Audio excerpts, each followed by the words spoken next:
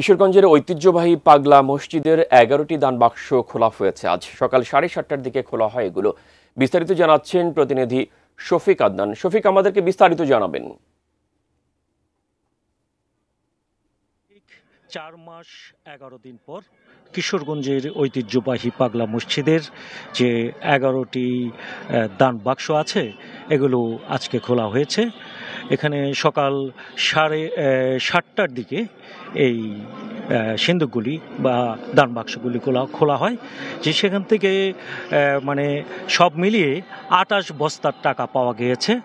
এই টাকাগুলো এখন মসজিদের দোতলায় নিয়ে গণনা করা হচ্ছে।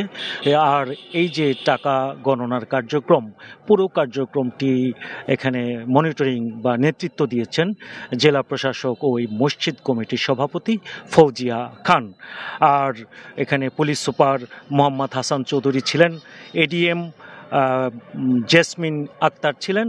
তাছাড়া জেলা প্রশাসনের নির্বাহী ম্যাজিস্ট্রেট আছেন, সেনাবাহিনীর সদস্যরা, পুলিশ, আনসার সদস্যরা এখানে নিরাপত্তার দায়িত্ব পালন করছেন। এর আগে গত ৩০ নভেম্বর এই যে মসজিদের দান বাক্সগুলি খোলা হয়েছিল, তখন এখানে পাওয়া গিয়েছিল ৮,২১,০০,০০০ টাকা। তো এখানে জেলা প্রশাসক আমাদেরকে জানিয়েছেন যে এখন পর্যন্ত এই মসজিদের যে টাকা সব মিলিয়ে টাকা জমা আছে, ব্যাংকে জমা আছে ৮,৭৫,০০,০০০ টাকা নাকি ব্যাংকে জমা আছে। এই টাকা দিয়ে তারা এখানে একটি দৃষ্টিনন্দন ইসলামিক কমপ্লেক্স নির্মাণ করবে বলে আমাকে জানিয়েছেন। তাছাড়া এই টাকায় আপনার এখানে যারা দুস্থ অসহায় রোগী আছে সেই মানে তাদের সহযোগিতা করা হয়, আরও বেশ কয়েকটি মাদ্রাসার পরিচালনা ব্যয় করা হয়। তো এইভাবে সারাদিন ব্যাপী আজকে এই টাকা গণনা চলবে।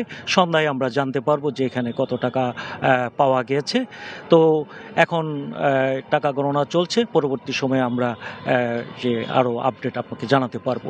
মেহেদি।